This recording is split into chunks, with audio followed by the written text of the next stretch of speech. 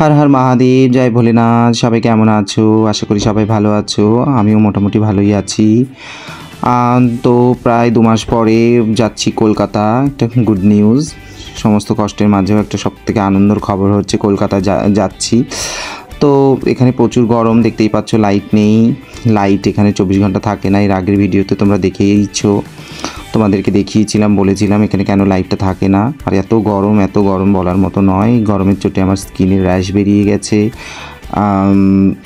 এখানে এক ধরনের বিষ পোকা আছে, যে বিষ পোকাতে কামড়ে আমার স্কিনটাকে লাল করে দিয়েছে। দেখতেই পাচ্ছ, এই যে এখানে দেখানোর চেষ্টা করছি। তবুও এত কিছু কষ্টের মাঝে একটা খুশির খবর হচ্ছে যে কলকাতায় যাচ্ছি 2 মাস পর। নিজের বাড়ি, নিজের বাসস্থান, সেখানে যাচ্ছি। এখানে প্রোগ্রাম, এখানকার কাজকর্ম মোটামুটি আমার শেষ হয়ে যাওয়ার পরে এবার এই ঘরটিকে 5 মাসের জন্য বন্ধ রেখে কলকাতার উদ্দেশ্যে যেতেই হবে। কলকাতাতে বিশ্রাম করার পর আবার কলকাতাতে নিজের কাজে, যে আরেকটি কাজ আছে তোমরা জানো, সেই কাজে ঢুকে যেতে হবে। তো ঘর দুয়ার গুছিয়ে তালা মেরে ভগবানের উদ্দেশ্যে চললাম বাড়ির জন্য। তো এইটি সেই রাস্তা।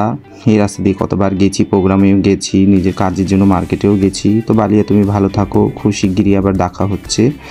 ভোলেনাথের কাছে প্রার্থনা করি তোমরা সবাই ভালো থাকো। আর আমার বালিয়া, তুমিও ভালো থাকো। তো চললাম কলকাতার উদ্দেশ্যে। তো আজকে আমি যাচ্ছি হচ্ছে অন্য রাস্তা দিয়ে কলকাতা। আগে যে রাস্তা দিয়ে যেতাম সেটা হচ্ছে বালিয়া থেকে শিয়ালদা, বালিয়া শিয়ালদা নয়তো গোরখপুর পূর্বাঞ্চল, সপ্তাহে 2-3 দিন ছাড়তো, সেই গাড়ি করেই যেতাম প্রায়। তো এখন যাচ্ছি হচ্ছে অন্য রুট দিয়ে। এখান থেকে 1.5 ঘন্টা অটোতে করে যাব বক্সার স্টেশন। বক্সার বলে একটা স্টেশন আছে, আর সেই স্টেশন থেকে আমাদের গাড়ি হচ্ছে রাত 11:30টায়। তো আমরা মোটামুটি এখন অটো করে বেরিয়ে পড়লাম। আর এইটা হচ্ছে সেই বক্সার পুল। মা গঙ্গা নদীর ওপর থেকে যে বক্সার পুলটা তৈরি হয়েছে, বক্সার পুলের কোনো একটা নাম হয়ে থাকবে, সেটা জানি না। আর যেই পুলটা দিয়ে আমরা এখন ক্রস করব সেটা হচ্ছে পুরনো পুল। এই পুলটি অতিরিক্ত ব্যবহারের জন্য বা কোনো কারণে এই পুলটি ড্যামেজ হয়ে গেছে, সেই জন্য এখান থেকে অটো, টোটো আর ছোটো 4 চাকা অ্যালাউ করে। আর ওই যে দূরে দেখতে পাচ্ছ নতুন পুলটি রিসেন্ট কয়েক বছর ধরে তৈরি হয়েছে। ওইখান থেকে এখন ট্রাক, বড় বড় গাড়ি অতিক্রম করে। তো মা গঙ্গা নদীর ওপর দিয়ে এই যে বক্সার পুল পার করতে আনন্দ লাগছে, ভালো লাগছে। আর রাতের বেলা একটু হাওয়া বাতাস লাগছে, তো প্রাণটাও শান্তি লাগছে। আর আমরা যে গাড়িটি ধরবো সেই গাড়িটির নাম হচ্ছে জম্মুতবি, ডাইরেক্ট হাওড়া। বক্সারে আমাদের ওটা টাইম টেবিল হচ্ছে 11:30। তো আমাদের ওই গাড়িটি বক্সার থেকে আসবে। তো বক্সার থেকে ডাইরেক্ট আমরা হাওড়া যাব। আর ওটা কয়েকটা স্টেশন, পাটনা এসব কয়েকটা স্টেশন দাঁড়ানোর পর ওটা কলকাতাতে আসানসোল দাঁড়ায়। আসানসোল থেকে ডাইরেক্ট হাওড়া। তো দেখতেই পাচ্ছ চলে এসেছি স্টেশনে। আর আমরা যাচ্ছি অনেকে, প্রায় 12-13 জন মিলে আমরা যাচ্ছি সবাই। আমার এই যে শিষ্য মেয়েরা, ওরাই টিকিট করিয়েছিল, ওই টিকিটের মধ্যেই আমিও যাচ্ছি, আমারও টিকিট আছে। তো আমরা এই যে ট্রেনের জন্য এখানে অপেক্ষা করছি। যে ট্রেনটি দাঁড়িয়ে আছে সেই ট্রেনটি আমাদের নয়। এই ট্রেনটি যাওয়ার প্রায় 1-2 ট্রেন যাবে, তারপরে 1.5 ঘন্টা পরে আমাদের গাড়ি। ওই যে দেখতেই পাচ্ছ 10টা সবে মাত্র বাজে, 11:30টার সময় গাড়ি। তো সবাই মিলে প্ল্যান করলাম যে বাইরে একটু গিয়ে চা খেয়ে আসবো, তারপরে ট্রেনের জন্য অপেক্ষা করব।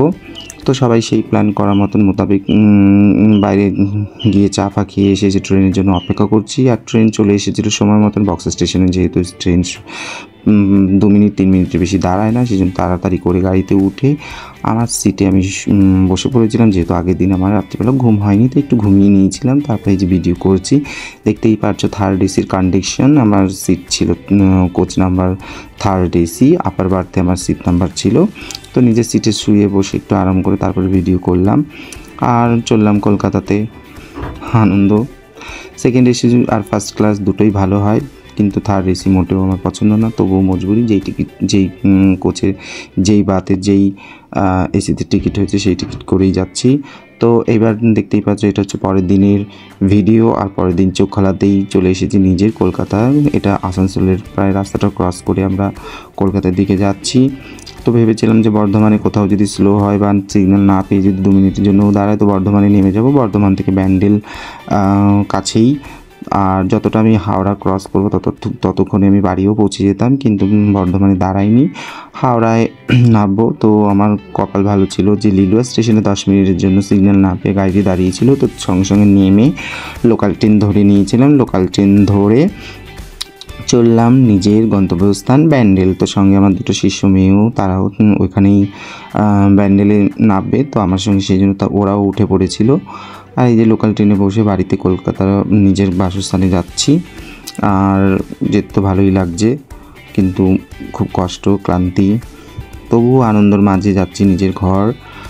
আর লোকাল ট্রেন করে যেতে কারই না ভালো লাগে।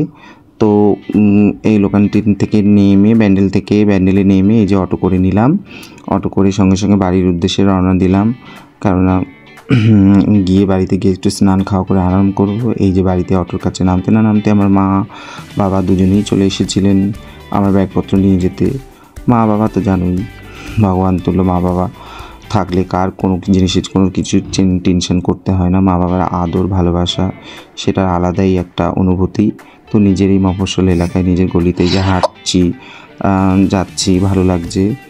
নিজের ঘর অনেক দিন পর দেখব, বাড়ির কাজ কীরকম হয়েছে সেটাও দেখব নিজের চোখে। ভিডিওতে দেখেছি তো ভালো লাগছিল। আর এই যে দেখতেই পাচ্ছো, এটা হচ্ছে আমার বাড়ির গেট। এই যে গেট দিয়ে ঢুকছি।